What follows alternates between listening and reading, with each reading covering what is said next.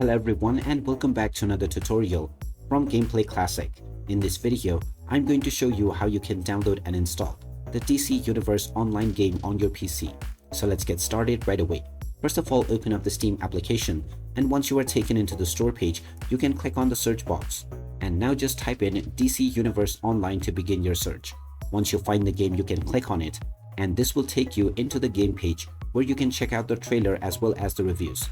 Scroll down and click on the Add to Library button, which will add this game to your library. You can then click on Play Now or the Play Game option to begin the installation after choosing your location. Once the download and installation process is completed, you can then start enjoying the DC Universe online game on your device. So there you have it. That is how easy it is to download and install the DC Universe online game on your PC.